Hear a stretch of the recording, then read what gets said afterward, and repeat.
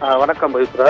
பாஜக கூட்டணியில் ராமநாதபுரம் தொகுதியில் ஓபிஎஸ் போட்டியிடார். அதிமுக தொண்டர்கள் ஒரு மீட்புக்குழு சார்பில் அதன் ஒருங்கிணைப்பாளராக ஓபிஎஸ் இருந்து வருகிறார். இந்நிலையில் பாஜக கூட்டணியில் தனி சின்னத்தில் ராமநாதபுரம் பாராளுமன்ற தொகுதியில் போட்டியிடும் ஓ பன்னீர்செல்வம் தற்பொழுது ராமநாதபுரம் மாவட்ட ஆட்சியர் அலுவலகத்தில் உள்ள தேர்தல் நடத்தும் அலுவலர் விஷ்ணு சந்திரனிடம் தனது வேட்புமனுவை தாக்கல் செய்துள்ளார்.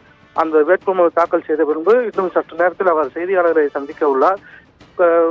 இன்று காலை சென்னையிலிருந்து இன்று காலை ராமநாதபுரம் மாவட்டத்துக்கு வர இருந்த அவருக்கு பார்த்திபனூர் எல்கையில் உற்சாக வரவேற்பு அளிக்கப்பட்டது.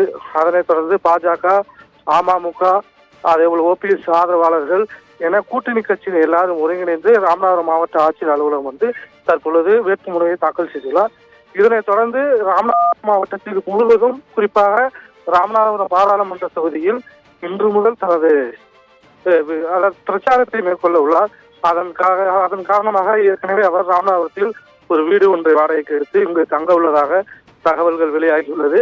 வெற்றி வாய்ப்பை பெற்றிட வேண்டும் என்ற நோக்கத்தில் ராமநாதபுரம் பாராளுமன்ற தொகுதியில் போட்டியிடுவதாக ஓபிஎஸ் தெரிவித்துள்ளது குறிப்பிடத்தக்கது.